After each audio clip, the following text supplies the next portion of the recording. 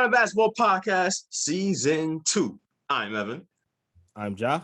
And this is our basketball podcast where we recap, break down, analyze players and teams from the previous games from the previous few days, week. Yeah, from the previous week. Oh, Ja. Had a 1 day layoff, had some time to watch the games, watch this week of the opening week of the NBA season, 75 NBA season. And you know what? What should we get into first? Because a lot happened. I know what you said. I know what game you should say for last. in terms of first, the last two games that you should say for last. But the first one I want to talk about, I want to go into just a couple of player performances actually. Okay. Yeah, let's actually give it up for somebody a part of your surprise team. LaMelo Ball did that. I'm not gonna lie, but hey, let's not take away because I'm going to be honest with you. He had a great stat line. Melo. He had. Hold on, I got it here. He had 31 points, 9 rebounds, and 7 assists. Yeah, he was straight up baller, and it got to a point where the Charlotte Hornets were down. They were down. Yes. They were down by 23. Yeah, 24 points. And then they proceeded to go on a 24-0 run.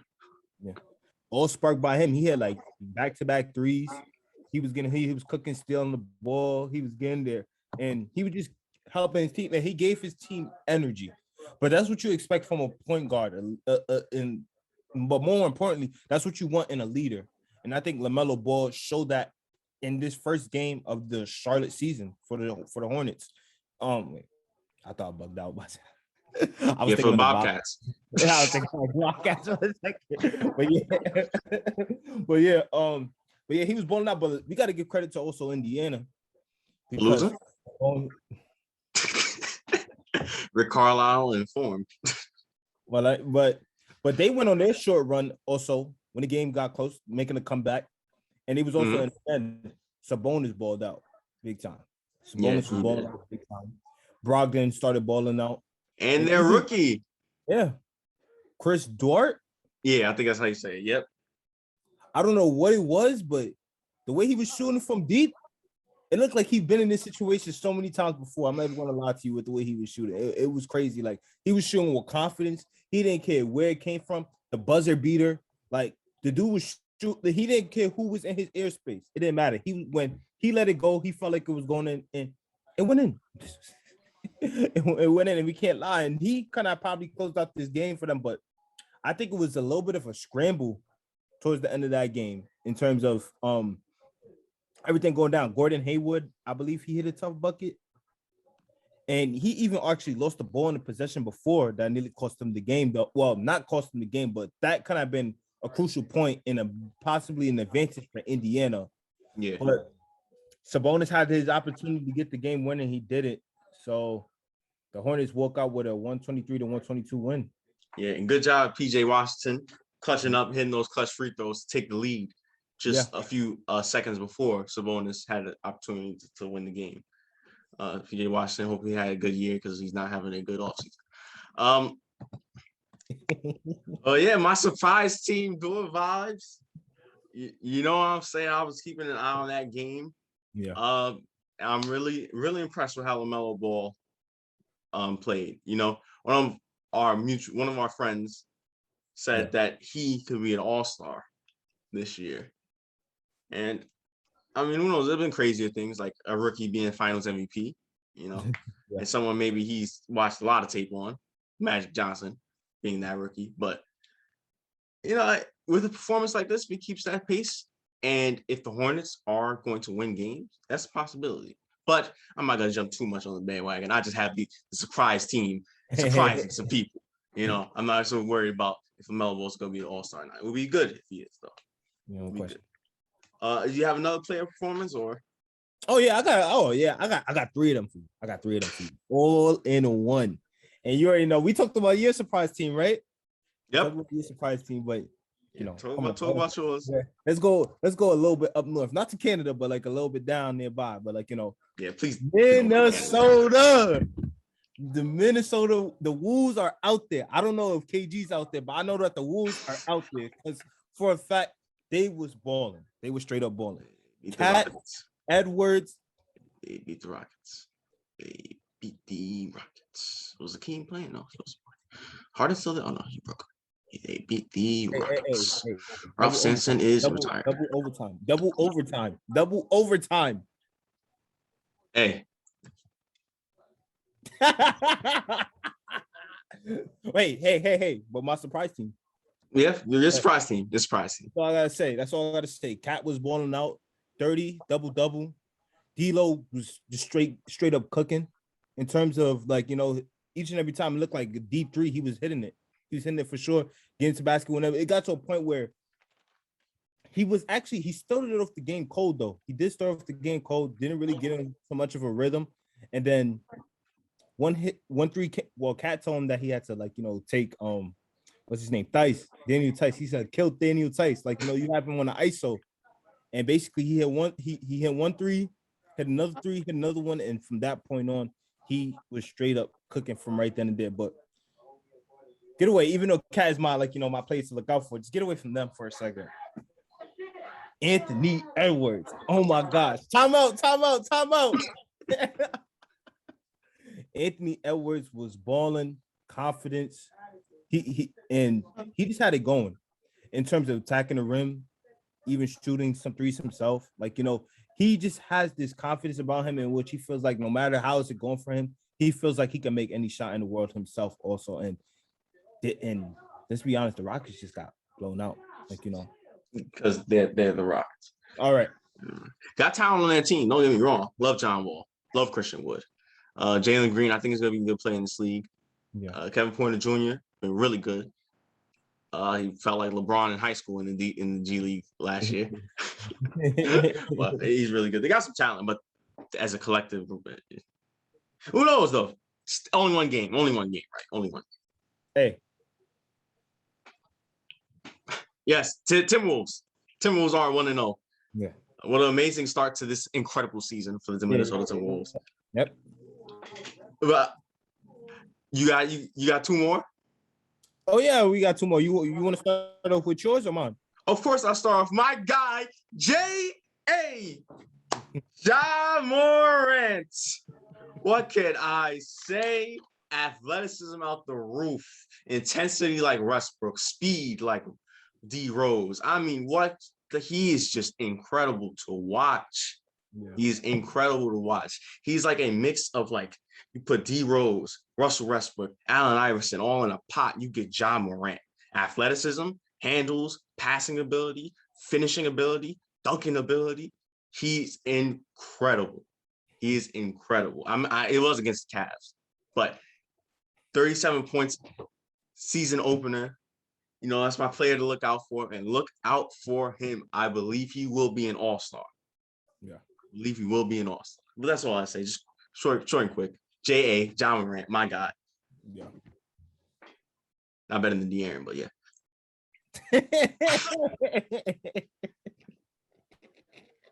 Hey, we gotta wait until this season to make a determination on that. I'm not gonna lie, De'Aaron, you on borrowed time right now, bro. Yeah, I'm not gonna lie. On borrowed time. Hey, a lot of things could go bad when you're in Sacramento, though, compared to when you're in Memphis. Let's just be honest. But it didn't go too bad for Sacramento because they got a win. Yeah, they did get a win. They shocked the Portland Trailblazers. Dame's still on the team for now, by the way. But they shocked the Portland Trailblazers. And they also shocked Denver Nuggets last year. And we know what happened for the rest of the season. But I was very impressed. And they really controlled the pace of that game. If anybody who didn't watch it or did watch it, they controlled the pace of the game. They were up for majority of the game. Harrison Barnes was hot. He was hot. He had 37 on the night. I mean, and they kept rolling with it. Dame was a little cold. I'm not gonna lie to you. Dame wasn't Dame. But the Blazers did eventually crawl back and get close to the lead, even have a chance to tie the game down by 3. It was in the ball. It was time. It was time. I guess the clock was broken though, because he missed the 3 and they fell short to the Sacramento Kings. Yeah. Nah, I'm not gonna lie to you. Great win by Sacramento. I think it showed 2 things. Again, the Blazers defense, it needs some help. They've always needed help, for the exception of when they had Al-Farouq Aminu. Yeah, but the Blazers, the defense was kind of like out of the rhythm, out of whack, and specifically between that second and third quarter, you could clearly see, because that is when I think Sacramento starts to get on the roll. More importantly, in that third quarter, and that's when, just like what you said, somebody you highlighted to start it off, Harrison Barnes was cooking, like he was heating up between those last 2 quarters right then and there. And the ball movement of the Kings was also really well. It even opened, again, they took advantage of that bad, atrocious defense and helped open up some shots for them to make. But let's give credit on the Blazers side too, because CJ McCollum was on a roll himself. Oh yeah, CJ. Yes, CJ McCollum was hot. And he was one that really kept them in the game. Yeah. But yeah, the King showed a lot of let's just say promise.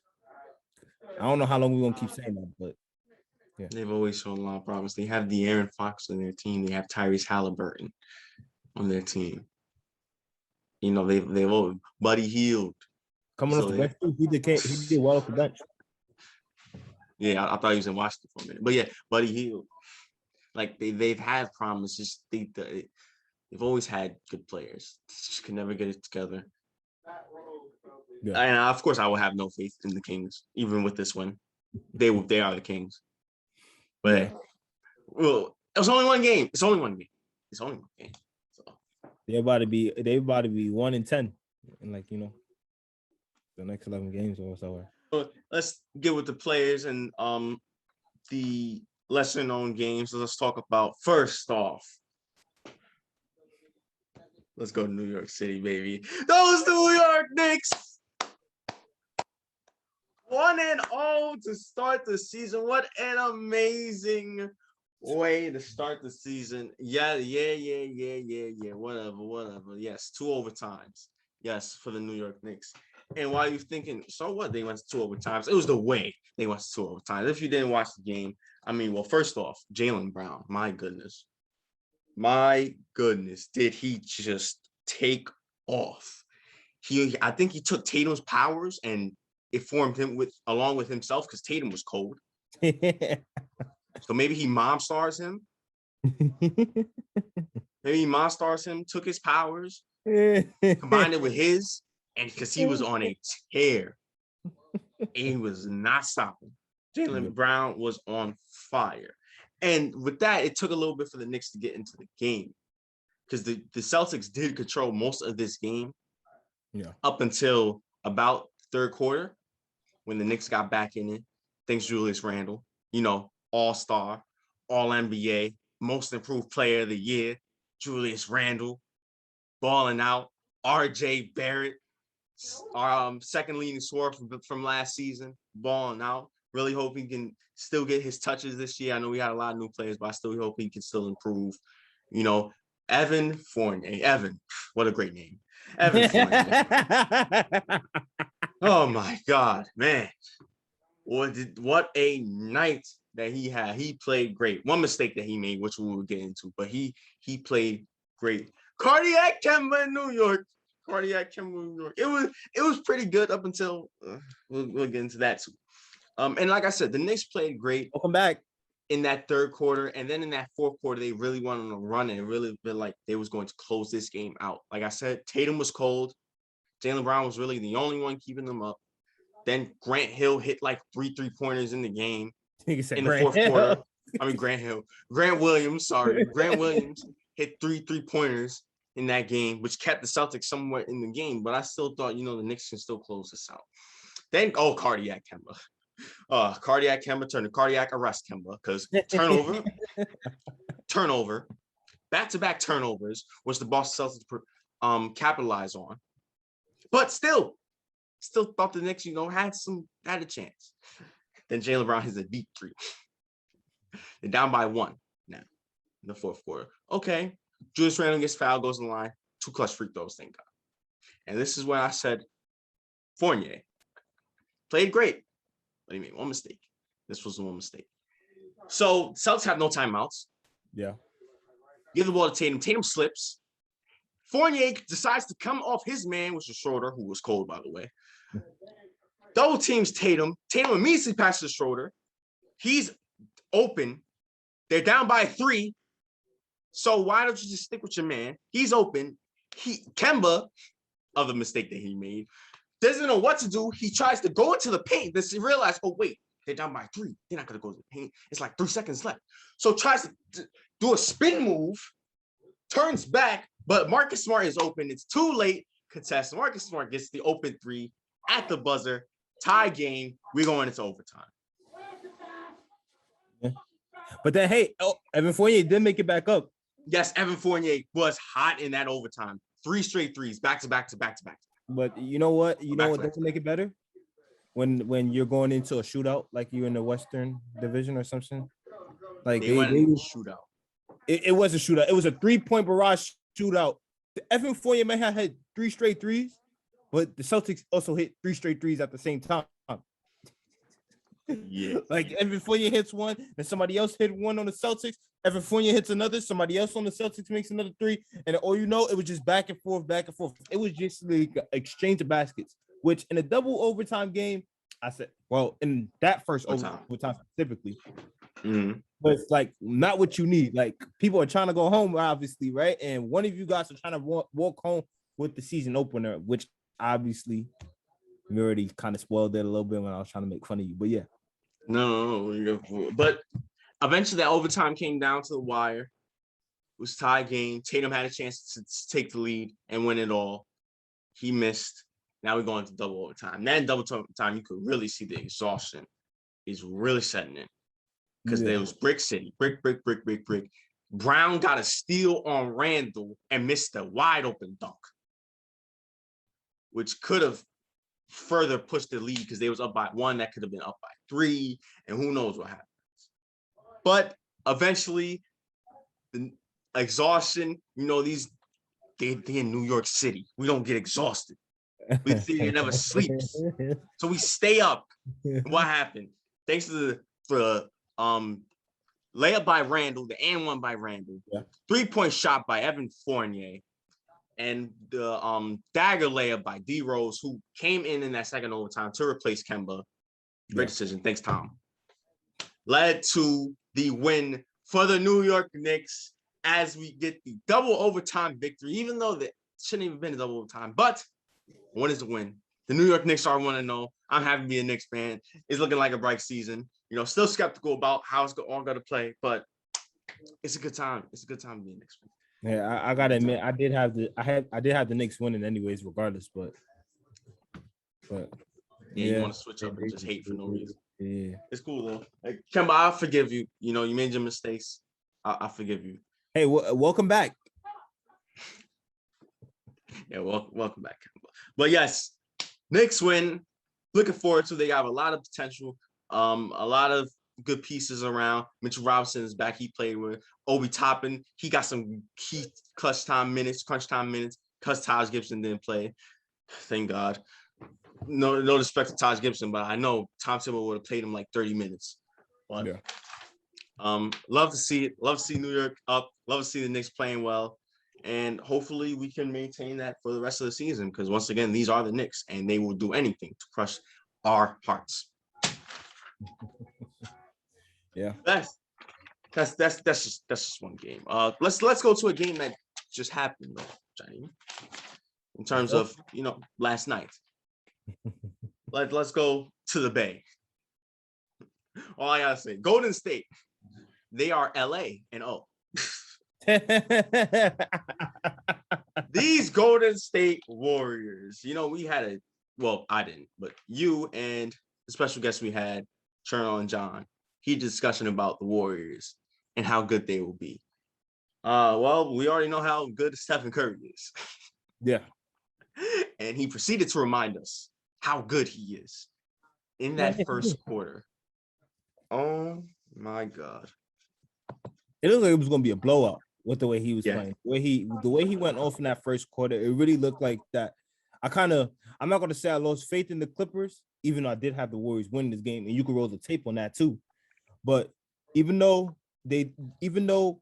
I did have the Warriors, the way that they was playing, it looked like they was on to blow out. But then I forgot that it's just the first quarter. And yeah, it kind of amazed me because again, it reminded me how legendary Steph Curry is once again, because the way he made it seem, he really made it look like that his team was going to run all the way with it. he really made it look Steph-less. Yes, exactly.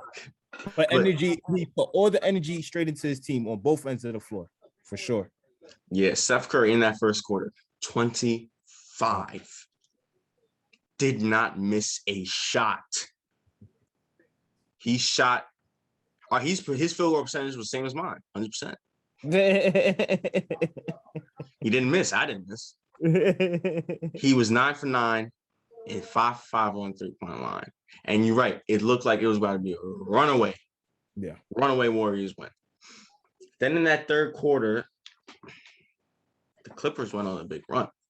Yeah. Clippers got back into that game after being down by as much as 19 in that second quarter. In that third quarter, they got back to the game, courtesy of guys like Eric Bledsoe, the newest addition on that Clippers roster. Of course, PG-13, my guy, Paul George. He played well. Vita Zubac, Luke Kennard, Reggie Jackson. Had a little bit of a struggles here and there in terms of shooting night, but got it together in certain parts of the game. You know, Marcus Morris. He got it going, and eventually Clippers found themselves up entering the fourth quarter. Yeah. And then they went on a little run at the start of that fourth quarter. Yeah. But of course, the Warriors, every time I think of runs in the past decade, the Warriors come to mind. They run on a run themselves. Yeah. 12-0 run by themselves. Of course, Draymond played great. Of course, Draymond's not a scorer. We know he can do everything else, but he still played great. Andrew Wiggins played good as well. Andrew Wiggins played good as well. And Damian Lee now goes to a back and forth affair. Yeah. And now Curry did have a little bit of struggle at that third quarter because he struggled in the third quarter. Mm-hmm. He came back in that fourth quarter. He's back. He's back. All he needed was one. And this is my thing, right? And this is why I say what I say, though. And that's the reason why I say it's kind of proving my point. Yes, they went on with the winners, but I'm gonna get more into my point a little bit later after we're done explaining the game. But the Clippers defense was limited to him. The way that they was guarding him, they was trying their best to make sure rather something. All these teams do it all the time when they're trying to, all the really good defensive teams try to do it when they're playing against the Warriors. But with Stephen Curry, even though he's a great finisher, they rather live with him finishing at the basket rather than letting him shoot a three. Because the moment you give him 1 inch of daylight at that 3-point, it don't matter. Like, it got to a point, I forgot what it was. I think Markieff Morris was guarding him, and he was a couple of feet, like, away from him. Like he know damn well that Curry could pull it from the logo, and he wasn't up on Curry. And Curry just let it go. I said, I don't know why your hands is down or anything like that. Like, I don't know why you have. Like, was that late in the fourth? I think it was late. I don't think it was late in the fourth, but I believe it was sometime in the beginning of the fourth or late in the third quarter. And I was just why is he open? Like, he should not be open at all, period. Like, somebody, and they did a great sticking on him, but those are little mistakes. You can't make little mistakes against Steph Curry. You just can't make little mistakes against Steph Curry. 100% agree. He's too good. Yeah, but the defense that the Clippers was playing, specifically on him, to try to limit him from scoring after that big run in the first quarter that he had, was legendary on their part. Mm-hmm. And like I said, it was a very close game. It was big buckets for the Clippers. Eric Bledsoe, Marcus Morris hit a big three in that corner. Rainbow. Yep, but Curry, of course. Curry. Hitting back-to-back threes and the three to take the lead late in that fourth quarter. And the Warriors will eventually hold on. The Clippers had a chance to take it. In about like 40, 30 seconds left. Yeah. But that double team in the corner on Paul George was so perfectly executed. Yeah. And if I was Terrence Mann, I would not have thrown the ball there. Yeah. Because you clearly see that guy, I forgot who, I think it was Damian Lee. Yeah, Damian Lee, yeah. He was playing off of Terrence Mann, playing to the side with Paul George trying to deny the ball. So, even if you get the ball to Paul George, they got to trap him. Yeah. So you got to look the other way. You got to look. I know PG a couple years ago talked about CJ Miles. I got to take the last shot. Listen, PG, if we can't get you the ball, we can't get you the ball. We're not going to have to take you a bad shot. That was a bad shot. You want to talk about Damian Lillard? That was a bad shot. Well, yeah. But yeah, let's be honest here. PG on the floor for that Clippers team, PG is the most dangerous man out of all those guys.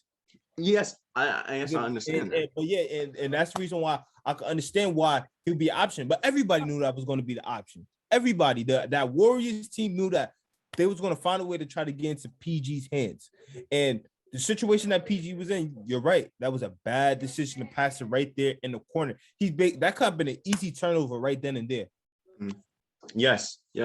And so, yeah. To rephrase mine, instead of bad shot, I really should say tough shot, because it's not like that was his decision. He had nowhere to go. He had nothing to do. He had to just shoot. Exactly. Plus the clock was riding down. But you already hindered yourself because he's so close to the sideline. So now he has 3 defenders on him. He has two of the Warriors, and he has out of bounds. Yeah. So now he's got to be aware of everything. If you want to do that, I would have him more on the top of the key. Exactly. So he has more space. But I know you probably he likes that spot. He likes the little right wing. Yeah. But you have to look the other way. Something else has to happen. That was just a bad play design. I think that was a bad decision by Terrence Mann. Should have passed it away. But eventually. Yeah. And that's when right after that position, I believe that's when Stephen Curry hit his 3. No, they already took the lead. Oh, okay. They already took the lead. All right. Yeah, they already took the lead. After that, Draymond had a layup, which should have been an and one. Yeah. And then Paul George hit a 3. They fouled Curry. He made both free throws. They had no timeouts. They wanted to give it to Zubac. Half court. Guy. Yeah. And he passes to the smaller. He's passed to PG and gets a 3 or whatever. But they fouled Zubac, perfectly executed immediately as soon as he got the ball. Zubac made first one, missed the second one on purpose to get try to get a tip in, but the ball batted around. It wasn't enough time, and of course, thus the Warriors being LA&O, beating both LA teams, the Lakers and the Clippers, on opening week of the NBA 75. But again, people want to say, "Oh, look at the Warriors; they're gonna be dangerous." Yeah, whatever. No. And this is the point I'm making. These teams, they might have got, and this is all thanks to the Warriors and the dynasty that they had in those 4 years, right? Yeah. But these teams have not only just gotten better offensively, but they gotten better defensively, specifically with their schemes. More importantly, more focused on Golden State because they're the blueprint, right? They're the blueprint, right? And who's the specific key piece of that blueprint? Stephen Curry. You limited him, you got to hope and pray everyone else gets hot in order for them to even stay in the game. Yeah. And the way that the Clippers was playing defense on Stephen Curry, you could see the times that the man was getting double team, triple team, right behind the 3-point line, right at the logo.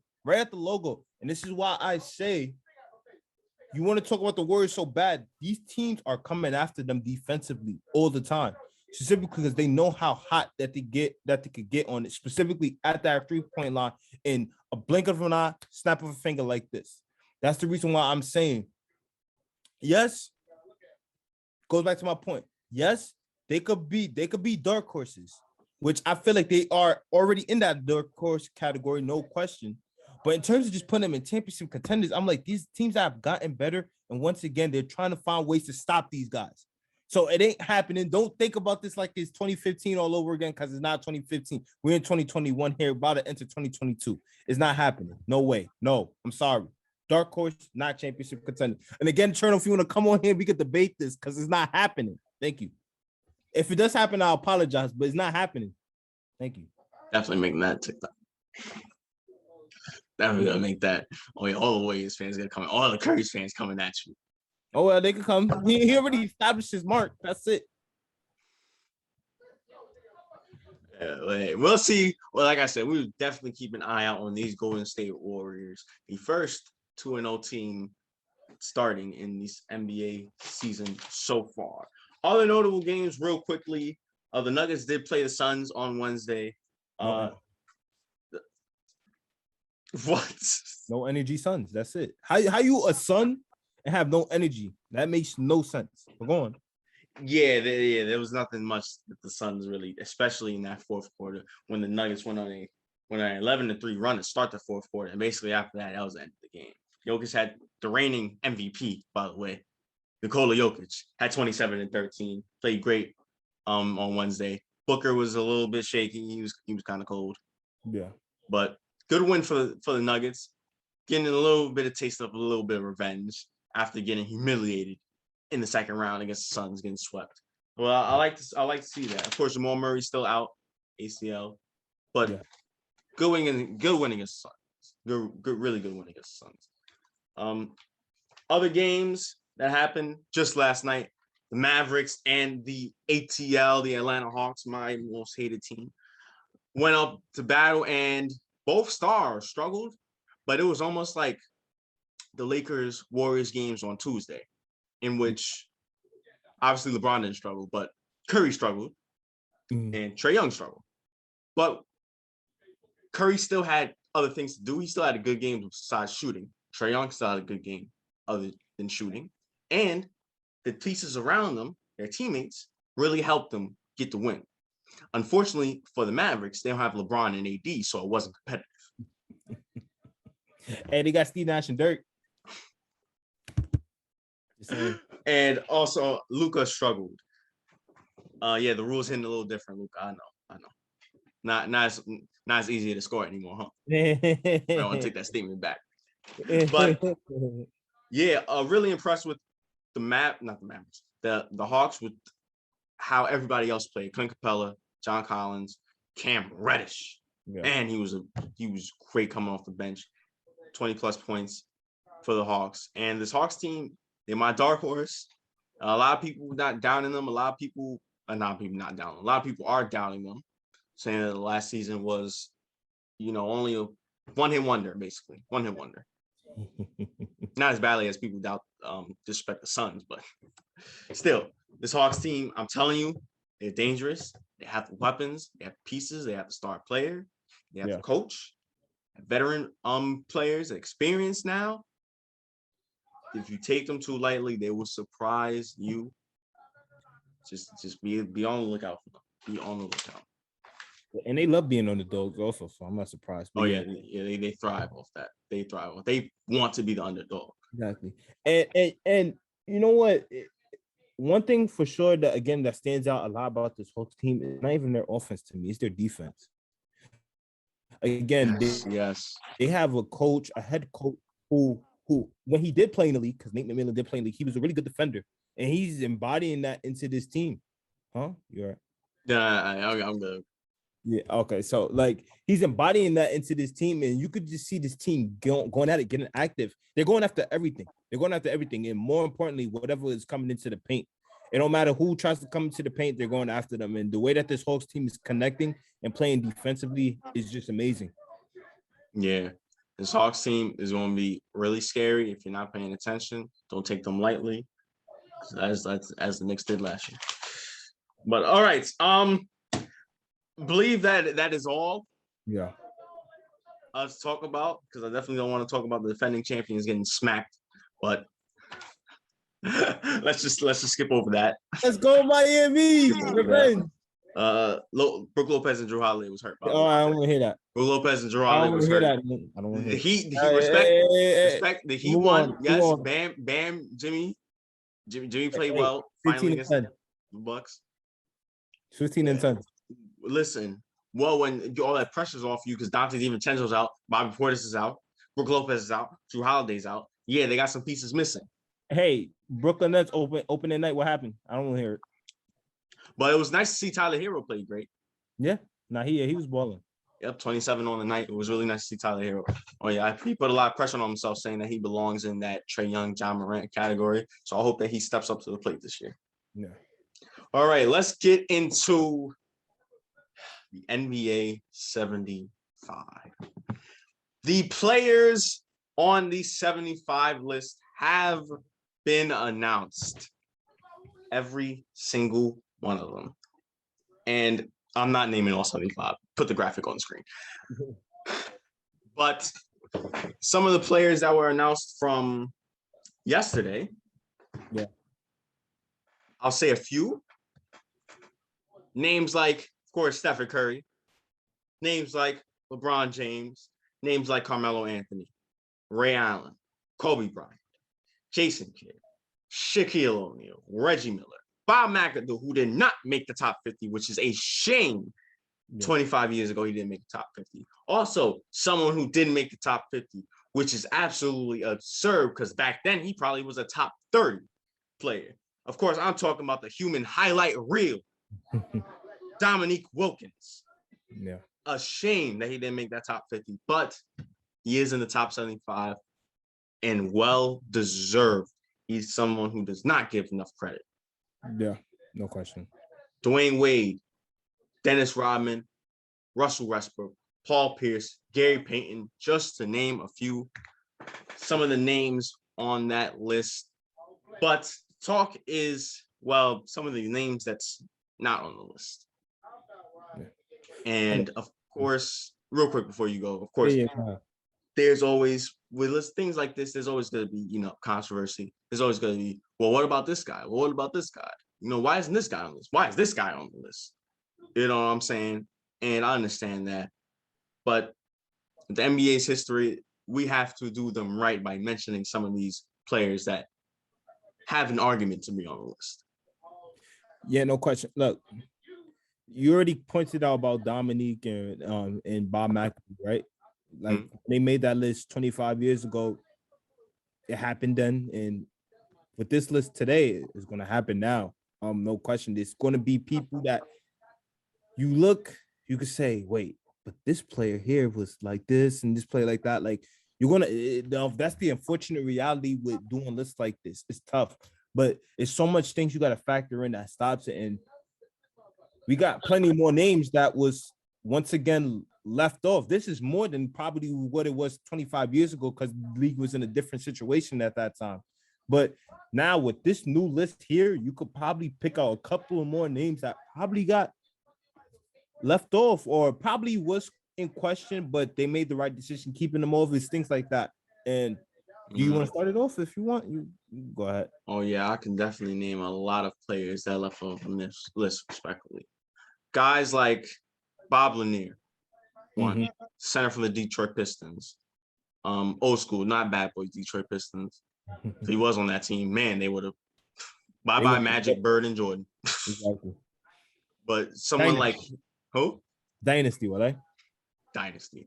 Bob Lanier, an all-time great legend at the center position. Speaking of centers, Artis Gilmore of the Bulls, and who played in the ABA. Someone who is also all-time great, an all-time legend, a great center at his position. He didn't make the cut. No. Someone like, oh my God. But Chris Bosh. Exactly. Pau Gasol. Manu Ginobili. Yeah. Tony Parker. I was a little surprised with that one, with Tony Parker not being on the list. I think he should have made the list, but Chris Webber. Klay Thompson didn't make it. English. Alice English. Paul George. Chris Webber. Paul George. Dwight Howard. Vince Carter. Tracy McGrady. Yeah. Like, these are guys that should. Bernard King. Yeah. These are guys, of course, can't wear the hat without saying Bernard King.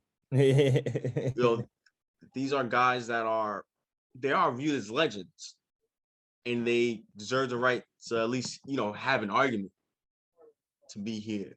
Of course, who are we gonna take off? I don't want to disrespect too many legends because everybody on this list is a legend. Yeah. But I'm still, I have some questions. Don't get me wrong. Definitely have some questions. No question. Here's my thing, right? I'm not the NBA, I'm not the business or whatsoever and things like that. But in my personal deep feeling, this is why I say, because it's almost like for me, it's almost like when you do things like this, it's almost like comparisons. Now you gotta make comparisons, which like real people, like real ball players try to stay away from because you feel like you're diminishing, right? And you're taking away from others by finding, but it's just like this is what's tough. And this is the reason I say, like, as much as I respect, I can understand that you're trying to commemorate. It's like, it hurts because there's a lot of names that you leave off like this. And specifically, when I look at the active players right now, you list Dwight Howard, but somebody who I look at on the list and I say, ooh, because I could name like a couple of players with a better resume, like not with I don't know, but say Damian Lillard. yeah. Damian Lillard. Look, I'm happy for Dame. Yes, with all due respect, he's a top 10 player currently playing. Yes. He's most questioned, but all top 75, I'm just like, well, Paul George was in the league and he did a good amount. He had that, especially specifically with that Indiana Pacers years.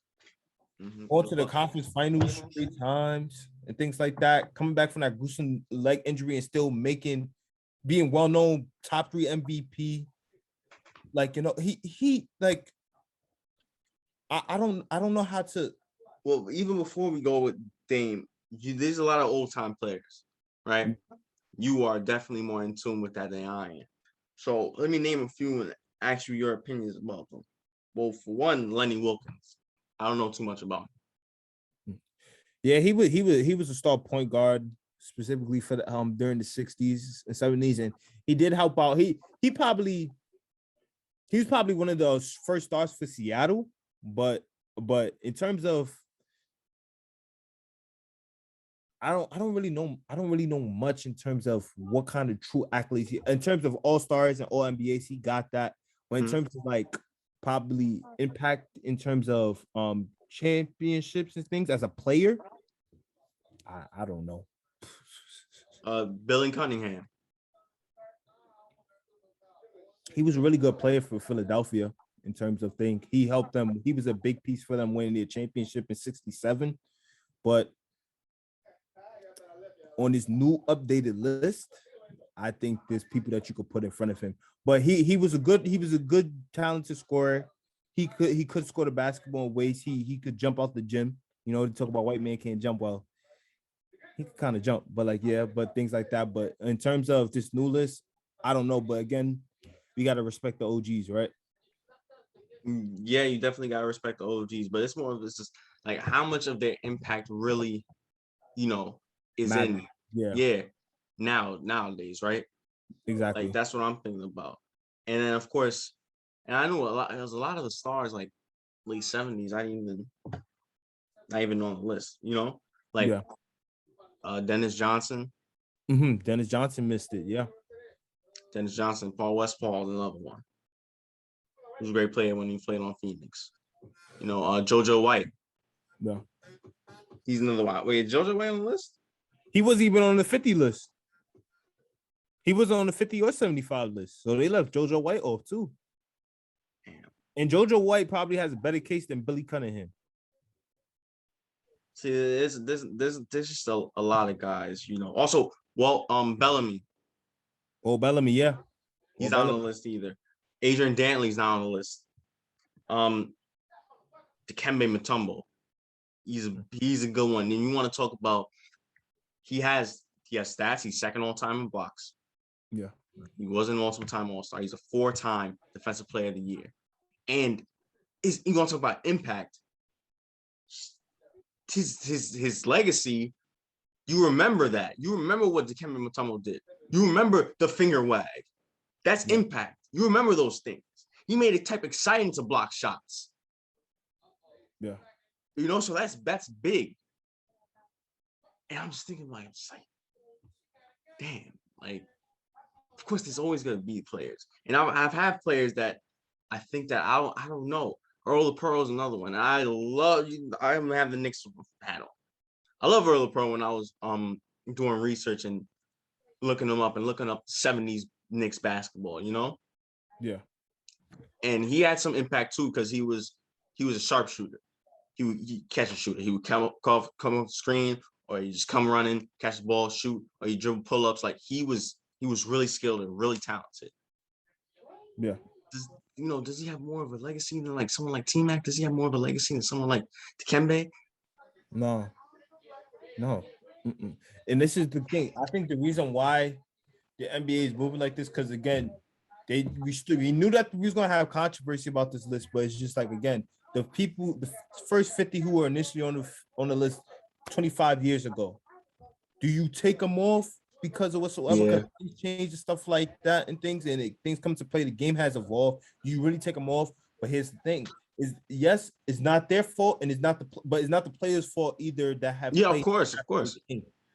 But at the same time, you just gotta look at, and again, the game has grown over time, obviously, in terms of went from a national scale to an international scale too. So obviously, there's players that's going to be recognized more internationally from a modern day standpoint than the ones that started off from playing. But in terms of impact on the game and leaving their print and their mark, it's just like, again, you say the names Lenny Wilkins and Billy Cunningham and stuff like that. And again, I'm not disrespecting those OGs. They are cemented. Their legacy is imprinted on the game for life. But in terms of other guys, there's plenty of guys. Again, you said Dikembe, T-Mac, Vince Carter. I don't know if they had a better impact. If Billy Cunningham and them had a better impact than those guys that played in the modern game. And that's why I posed questions to you, because I don't know too much about them. I know some about Earl Pearl. That's why I talked about him a little bit. Obviously, I'm watching Damian Lillard now. That's why I talk about him. Also, another one, Anthony Davis. We know how, in terms of talent, he might be a top 20 talent we've ever seen. Yeah. But the accolades and the stuff, injuries also set him back a lot. He's never played a single 82-game season.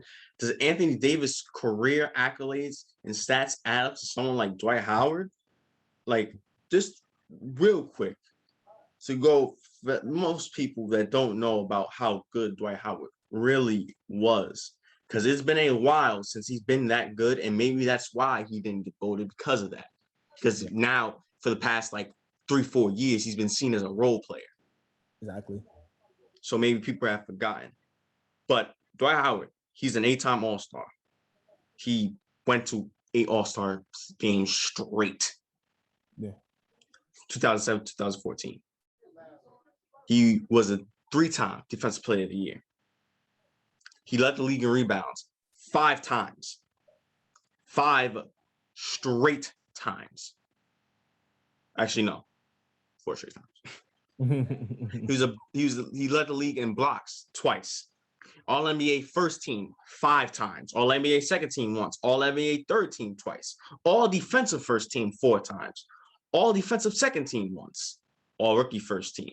Like, this is like, and not to mention that he was the best player on the Orlando Magic, and the last time that they were relevant, he was there. And the last time they made to the finals was because of him. They had to build a system around him because he was their best player. Yeah. He got them to the finals, being that dominant force.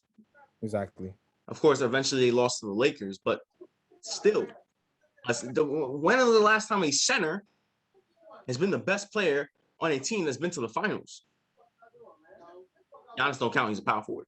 When was the last time a center, like, you know what I'm saying? Yeah, it's really been since Shaq, really. I think it's really been like since, before Dwight Howard. Yeah, before Dwight. Yeah. It was Shaq in 03 or 02, I mean. 02, yeah. Oh, Dwight Howard definitely has the accolades. He has the stats. And for people that did watch him, based off the skill set and based off how good he was on the eye test, we saw how dominant he was. We saw how good he was. We talk about, in terms of he could have been a little better in terms of his mentality and how he acted, but the skill set was always there. Exactly. With Dwight. So does Anthony, once again, I pose the question, does Anthony Davis really have the accolades compared to Dwight Howard. I don't think he does. And again, and this is what I'm telling you. Look at again. There's also another one person that we already brought up, but we're gonna bring up again. Chris Bosh. Chris Bosh. He got put over Chris Bosh. Think about that. He got put over Chris. Don't get me wrong. Yeah, Anthony Davis is a great talent, just like what you said, but the Pelicans didn't really win much. And when they did get good talent, they did go into the playoffs. Yeah, And did the Raptors win much? Yeah, don't do that. Yeah, okay, yeah, they didn't win much, but again, Chris Bosh was still that he was basically like a top 5 big, right alongside KG, Tim Duncan, Dirk Nowitzki. Who else? Probably. My God, I can't even name him. KG, Tim Duncan, Dirk, Dwight Howard. In terms of big men in general, yeah, like he was up there right next to them, and he put up numbers. If he never went to Miami, he could have been still putting up more numbers. And I don't know what made him leave him off the list, but he clearly has the stats. He has the accolades, multiple time All-Star, All NBA team, 3 championships to his credit, and again, the biggest rebound in NBA history. The biggest rebound in NBA history. And the fact that he's not on the list, and again, he also, along with KG and Dirk, he was also one of those bigs who was starting to stretch up the floor big time. No question. So he's left off the list also. It's just like people really underappreciate his talents and what he brought to the game. No question. And we just talked about the Raptors, and Chris Bosh really didn't kind of win with the Raptors. But you know who won with the Raptors? Chris Carter. Half man, half amazing.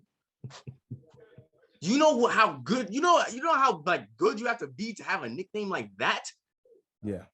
Vince Sanity. He is arguably the greatest dunker of all time. But he wasn't just a dunker. All right. He can shoot. He had handles. He was skillful. He can be the best player on the team. I mean, of course, he's never been to the finals. No. Yeah. Been to a conference finals against Sixers and lost in 7 games. Worst graduation day of all time. But you want to talk about skill and what he did? There we go. Just listen to this in terms of his scoring ability, his natural scoring ability. Yeah. 1998, start from 1990. Actually, yeah, start from 1998. His rookie season, right? Yeah. 18 points. Okay. Next year, 1999, 25 points. The next year, 27. The next year, 24. The next year, 20. The next year, 22. The next year, that was when he got traded to the Nets. Still didn't stop him. 24. Now he's in New Jersey. 24, 25, 21, 20. And that was from 1998 to 2008, 2009 season. And then, of course, his point production dropped after that. He went to Orlando, 16, and stuff like that. But, like, that's a player that we're going to leave off the list. I think when you put a whole country on the map, not to mention that you want to impact legacy. The Raptors were nothing. He made them something. Yeah, Canada was nothing except for hockey. Nobody knew about Canada. Nobody was talking about Canada at the time. Yes, and of course their relationship ended badly, but he put them on the map. And he's the first person that comes to mind when I think of the Raptors. Of course, now Laurie and DeRozan, and Laurie has a longevity, but Vince Carter put them on the map and he made them relevant and they were winning. They made the playoffs. They were a game away from going to the NBA Finals. You know, and that's just one elite scorer. And lastly, just one quick, because I love this topic. I love talking about players that got snubbed. We mentioned Alex English, and you want to talk about scoring. He was probably the best scorer of the 1980s. He's number 1 in scoring. Who's the better scorer than him? Yeah, Jordan came late. Alex English played for multiple teams, but most famous played for the Denver Nuggets. He was an 8-time All-Star. He was a scoring leader, made All-NBA second team 3 times. Mm-hmm. And since everybody loves scoring, I'm gonna stick with the scoring, even though he was a good rebounder as well. But starting from 1980 1981 season, his full season with the Nuggets, 23.8 points, 8 rebounds. 25, about 7 rebounds. 28, 7 rebounds. 26, 5 rebounds. 28, 5 rebounds. 29.8, let's just say 30. 5 rebounds. 28.6, 25, 26. That was 9 seasons of him averaging over 20, like 25, over 25. Near 30. Near 30 for a couple seasons. And out of the OGs, he's probably the one that shocked me the most for not being on the list. I even texted you personally. I was like, wait, he's not on the list either. And he's the one who, out of the OGs of this time, along with Dominique and Bob McAdoo, should be on that list. Obviously, of course, the Denver Nuggets have a history before him in terms of that was really good themselves. But you need to understand, this is the scoring leader of a whole decade, not like a specific year, a whole decade, decade of dominance, in which he basically, again, the 80s, there, all the OGs like to talk about, that was probably like the best era of basketball in terms of and yeah. People from our generation like to talk about 80s like that's not real basketball. That's jail ball. They didn't do anything. He averaged damn near 25 in a jail ball era. Where people were pushing and shoving and punching each other. Exactly. Hand check all the time. Yes. You talk about Magic. You talk about Larry. You talk about Adrian Dantley. You talk about Isaiah Thomas. You talk about Kareem. All these legendary guys playing during that era. And he was the leading scorer of it. And you're telling me that's not worthy enough for him to make the list over a bunch of these guys? Again, Lenny Wilkins, again, a great guard of the 60s, a great defensive guard, more importantly, a great leader. You talk about Billy Cunningham. Again, you bring up Earl the Pearl. You also got to talk about Bernard King, who he was also facing that same era. And Bernard King has a case to make the list. Like, he's the one who shocked me in terms of the OGs. I thought it would have been a guarantee for him this time around. Probably 25 years ago, it probably wasn't no guarantee. It was questionable. But I felt like 25 years later, after that list was made, with a new list coming out, adding extra people, out of the OGs, along with Dominique and Bob McAdoo, he should have been on there. Well, we're going to eventually come back to this subject, but we were talking a lot. I love the subject. I love the top 75. You know, I don't want to disrespect any of the players on it. Every single player on there has an argument to be there. Just like the players that got left on it have an argument to be on it. So, and I want to do something for those players that's not on it. Maybe me and you, Jack, come together, like make a list of players that we feel like have a legitimate argument to be on a list. Yeah. And maybe put something out there to let people know why they have an argument.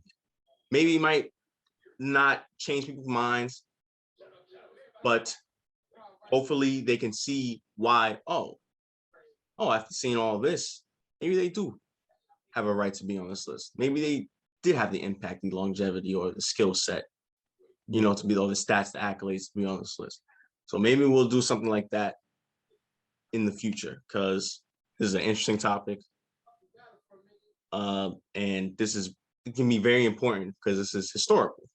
Yeah. This is the top 75 greatest players to play in the NBA. Well, we could take Paul Pierce to listen and ask somebody. Nah, I'm not going to do that. I'm not going to be disrespectful. 75 players of 75 years of the NBA. So I know this means a lot to players, and it means a lot to fans too. So I want to treat it like that. So in the future, we might put something out there for the players who did get snubbed. Yeah. And what makes it more controversial is the fact that these are not players voting this though too. There were some actually, I think there were some players. Oh, if there was, I didn't know. I know most of these votes are for media members. I think most. Yeah. I'm not sure. I actually don't know like a full list of who voted. But yeah, there's some people who should have a say in this in terms of the media, because there's some media members who are knowledgeable in the game, but come on now, we see most media members, especially of today. Most of them don't deserve to really be, even though we also don't have, most definitely there's some media members out there that have no right to be talking about, I'm not gonna disrespect, but I'm just saying. Yeah. Like, just like how we don't, they don't either. All right. Real quickly, we'll just do a prediction for tonight's game. Even though we're not gonna do a podcast for the next few days up until Tuesday, is when we're gonna release our new one. We'll just do it for tonight only, just for tonight, because we kind of been going on a lot. So rapid fire, Ja. Hornets or Cavs? Hornets. Hornets. Knicks of Magic? Knicks. Pacers or Wizards? Pacers. Wizards. Raptors or Celtics? Celtics. ESPN 730. Nets or Sixers? Nuts. Simmons. Pelicans, Bulls. Bulls. Thunder, Rockets. Thunder. Rockets. Spurs, Nuggets. Nuggets. ESPN 10 o'clock. Suns, Lakers. Rematch of the first round. Lakers. And Jazz. Actually, no, Suns. Jazz, Kings. Is that a trick question? They might not be in New Orleans, but they be jazzing it up there in the Salt Lake City. I mean, they beat Portland. They beat Dame. They could beat him. But no, I got the Jazz as well. Yeah.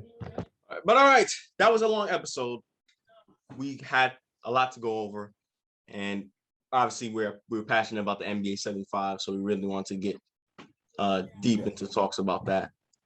Like I said, we try to do more on that subject. We're not going anywhere with the NBA 75. Really interesting. I love it. I like talking about it. Ja, you like talking about it. Hopefully, y'all like hearing about it. But that's all. Let's wrap it up, Ja. Final thoughts. Dark horses, bro. And double overtimes. Golden State? They didn't go double overtime. Hey, again, Dame, as much as I love you, I think PG had a better case. But hey, we're not going to disrespect. It's all love. It's all love. I'm saying. It's all love. But maybe we can even go to other players before we reach Dame. Yeah. But we'll talk about it after the podcast. But for all the guys watching the podcast, for now, thank you guys for watching today's podcast. Make sure to tune into Tuesday's podcast. We're going to take a little break, and then we'll go Tuesday. And then after that, it will be a Tuesday, Friday schedule. Yeah. Tuesday, Fridays will be when we release our podcast. Make sure you like, share, subscribe, support the channel, give us feedback, positive, negative. Just be respectful, please. And also follow our IG and our TikTok and the rest of our social medias. Yes. And of course, once again, I'm Evan. I'm Ja. This was the Mind of Basketball Podcast. Season 2.